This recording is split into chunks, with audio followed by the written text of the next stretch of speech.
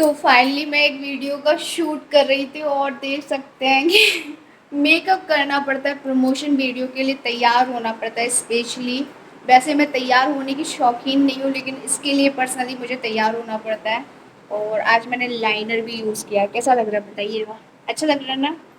तो चलो मैं अपना है ना काम समेट लूँ जल्दी जल्दी से, जो कि मेरा काम इतना बगर इधर पे मैंने पूरा किया था प्रमोशन। तो चलो मैं जल्दी से सफाई कर लेती हूँ। तो यहाँ पे मैं अपना फ्रिज साफ़ कर रही हूँ। तो फ्रिज बहुत टाइम से गंदा था, क्योंकि हम लोग गए थे वहाँ पे अपने घर पे, तो फ्रिज गंदा था। तो अब आज मैं अपना फ्रिज साफ़ कर रही हूँ। और आप लोग बोल रहे थे ना तो मेरी जब तबीयत ढीली होती है तो मैं काम नहीं करती हूँ। जब मेरी तबीयत ठीक होती है तो मैं सोचती हूँ कि अपना काम निपटा लूँ। और पता नहीं क्या हो गया, किसकी नज़र लग गई कि भाई मेरी तबीयत सही नहीं रह पा रही है। एनीवेज़, चलिए आप लोग एंजॉय कीजिए म्यूज़िक के साथ। आप लोग बोल रहे थे म्यूज़िक लगा देते हो दीदी, सुनाई नहीं देता है। एक्चुअली उस वीडियो में कुछ प्रॉब्लम हो गई थी, जहाँ पे मैंने म्यूज़िक लगाया था वो म्यूज़िक लगा नहीं। फिर मैंने एडिट करते टाइम म्यूज़िक लगाया, तो एडिट टाइम वीडियो में पता नहीं क्या प्रॉब्लम हुई, वो सब में लग गया। तो उसके लिए मैंने कोई जानबूझ के वीडियो नहीं लगाया था। और चलिए अब आप इंजॉय कीजिए मेरा वीडियो।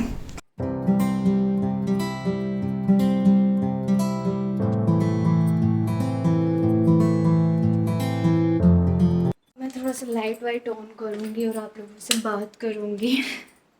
मैं थोड़ा सा लेट गई थी। आज है ना मेरी थोड़ी सी तबीयत ढीली ढीली लग रही है और फिर से लेट गई।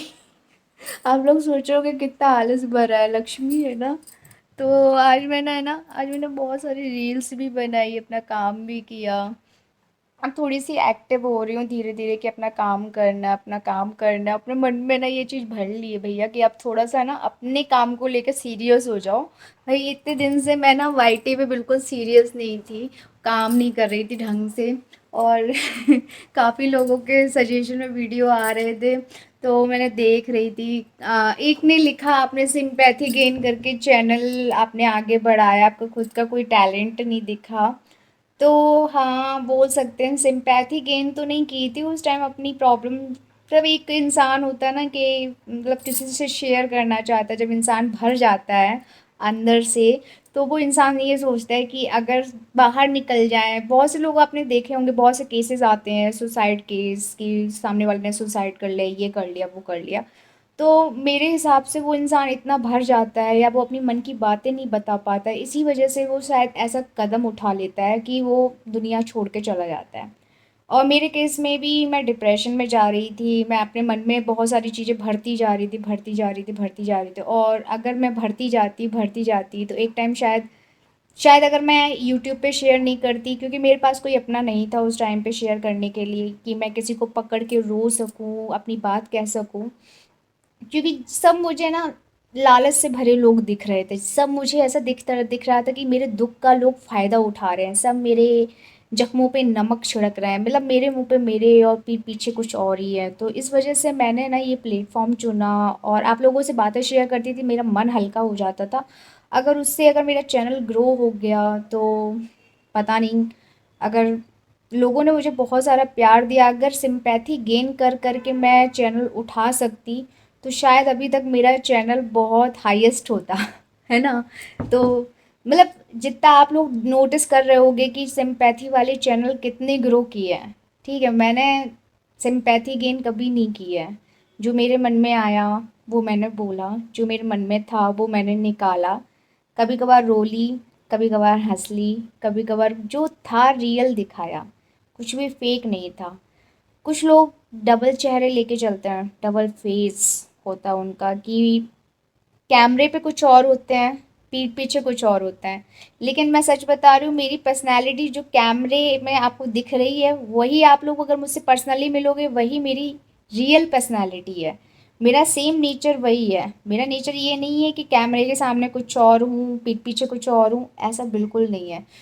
जैसा भी है, चैनल ग्रो करेगा तो ठीक है, नहीं करेगा तो भी ठीक है। मन में ये नहीं आता है कि चैनल ग्रो कराने के लिए कभी इसकी बुराई, कभी उसकी बुराई, कभी इसको पकड़ लिया, कभी उसको पकड़ लिया, इस टाइप की चीज़ें नहीं। जो रियल होता है वही करती हूँ। और फालतू के लफड़ेबाजी में दूर रहती हूँ। फालतू के लफड़ेबाजी आपने देखा होगा, बहुत से यूट्यूबर्स, बहुत से नहीं, कुछ गिने चुने, जिनको कोई मैटर भी नहीं होगा, जिनसे कोई बातचीत भी नहीं होगी, वो भी खाम खाम की बातें, फालतू की बातें करना, क्योंकि उनके पास कोई कंटेंट रह नहीं गया, तो कंटेंट नहीं रह गया तो ऑब्वियस सी बात है को कुछ ना कुछ तो फालतू की बातें करनी ही है। तो वही है, मैं जानती हूँ कि जिस टाइम पे मेरे साथ जो प्रॉब्लम चल रही थी मैंने वो बोली। अगर मेरा किसी से लड़ाई झगड़ा भी हुआ, वो भी मैंने मुंह पे बोला। लेकिन मैंने कभी खींची नहीं है किसी की बात, कि किसी का लंबा झगड़ा मैंने खींच खींच के कंटेंट बनाया हो, कंट्रोवर्सी बनाई हो, उस चीज़ को बहुत हाई लेवल पे ले गई हूँ, कभी नहीं किया मैंने ये सब, और ना करती हूँ मैं। जैस जितने टाइम तक का होता है उतना ही टाइम मेरा निकल जाता है, ख़त्म हो जाता है, तो मतलब ख़त्म हो जाता है। मेरे दिल से जो इंसान उतर गया, फिर वो कहाँ गया, जहन्नुम में गया या स्वर्ग में गया, मुझे कोई लेना देना नहीं उस इंसान से। मेरी नज़र में जो इंसान एक बार गिर गया मतलब गिर गया, और ना मैं उस इंसान की बात करती हूँ, ना उस इंसान से मेरा लेना देना फिर रहता है। चाहे फिर वो इंसान चाहे अपना सर पटक पटक के रह जाए, मुझे उस इंसान से कोई लेना देना नहीं होता है। जो इंसान मुझे यहाँ पे हर्ट करता है ना, मेरे दिल में, मुझे ना मेरे दिल से अगर कोई रुलाता है, तो वो इंसान है ना, मुझ मेरे दिल से बहुत गंदे तरीके से उतरता है। तो मेरा यही है कि भाई मैं दूरी बना लेती हूँ। ना मैं उस इंसान के बारे में बात करना पसंद करती हूँ, ना मैं उस इंसान के बारे में सुनना पसंद करती हूँ। तो कुछ इंसान ऐसे होते हैं ना कि मतलब उसी टॉपिक को बार बार बार बार बार बार, ना भाई, अब अपन इस मामले में दूर है। अपन को ना तो किसी से बैर रखती हूँ, ना ही किसी से कोई लेना देना आज की डेट में, ना ही किसी से कोई मतलब है। तुम अपना देखो, अपना करो, क्या कैसा क्या नहीं है मुझे कोई लेना देना नहीं है। ठीक है, मेरे बारे में बात कर रहे हो, इसका मतलब मेरे अंदर कोई ना कोई ऐसी खूबी है जो बार बार तुम खींच के मेरी तरफ आ रही हो या आ रहे हो, जो भी हो। तो मैं यही समझती हूँ, सामने वाले को मैं ना यही सोच के छोड़ देती हूँ कि चलो यार जो भी है छोड़ दो, छोड़ दो, क्या करना है। देखो सिंपल सी बात है, मैंने ना अभी कुछ टाइम से, जब से मेरी लाइफ में पॉजिटिव चीज़ें हुई हैं, तब से मैंने एक चीज़ जान ली है, भगवान ना परीक्षाएं उन्हीं की लेता है जिसके अंदर परीक्षा देने के वो होते हैं, संघर्ष करने की वाकई में वो होती है क्षमता। अगर हम यही बोलेंगे हाय हमारे पास कितने दुख हैं, हाय हम कैसे परेशान, हाय हम इतना दुख है, तो शायद हाय हाय करते भगवान कहते ज़्यादा तुम रोती हो, रुको और तुम्हें दुख दे रहे हैं। अगर यही दुख आ रहे हैं और तुमने हंस के एकदम टाल दिया, कोई नहीं, हो जाएगा, आज नहीं कल, आज नहीं कल, तो भगवान कहते यार हम तो इसको इतना दुख दे रहे हैं लेकिन फिर भी ये इंसान इतनी हिम्मत रखे है। तो एंड में ना आपकी किस्मत भी अगर पलट देता है भगवान, जो आपका लिखा होता है ना वो भी पलट जाता है। तो दुखड़े गाने से या चीज़ें, ये चीज़ें मेरे अंदर भी पहले नहीं थी, इतनी समझदारी मेरे अंदर भी नहीं थी।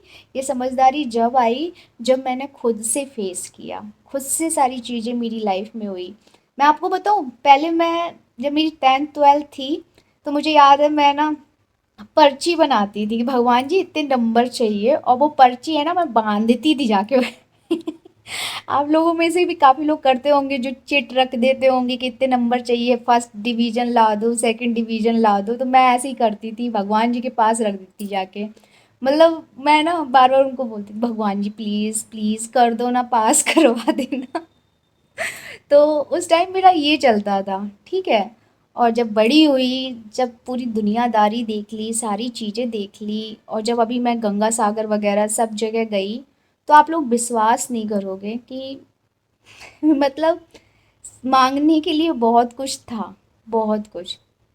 मैं मुझे याद है जब मैं अयोध्या गई और जब मैं राम मंदिर जा रही थी अंदर, तो मेरे आंखों से एकदम आंसू निकल आए, एकदम से आंसू निकले, और मैंने कहा मेरा सब कुछ छिन गया है, मेरा सब कुछ छिन गया, अब क्या मांगूं मैं आपसे, क्या मांगूं मैं आपसे। ये मतलब मेरे मन में चल रहा था उस टाइम पे कि क्या मांगूं मैं आपसे। मतलब एक बार भी मैंने वहाँ पे ये चीज़ नहीं सोची कि मुझे पैसा दे दो, मेरा यूट्यूब चैनल उठा दो, मेरा ये हो जाए। सिर्फ आंसू निकल रहे थे, एहसास हो रहा था उस दुख का। पैसा आ सकता है, सब कुछ आ सकता है, लेकिन फैमिली नहीं आ सकती, इसीलिए अपनी फैमिली से प्यार करिए, पैसे को इतना इम्पोर्टेंस मत दीजिए। मैं पहले ही बोलती थी और आज भी बोल रही हूँ, पैसा इम्पोर्टेंट है, आई नो। लेकिन पता है, अगर आपकी फैमिली होगी ना तो पैसा कमाने की खुद में एक वो आएगी कि हाँ करना है यार, अब तो कमाना है। अगर फैमिली नहीं होगी तो आप किसके लिए कमाओगे, किसके लिए करोगे। मैं जानती हूँ कि आज भी मैं अपनी मम्मी को कितना मिस करती हूँ। कहीं ना कहीं मुझे अपनी मम्मी याद आ ही जाती है। सोचती हूँ कि जिन लोगों के पास मम्मियाँ हैं कितनी। और मैं ना ये टॉपिक बंद कर चुकी हूँ, मुझे उस टॉपिक पे बात नहीं करनी है। ठीक है।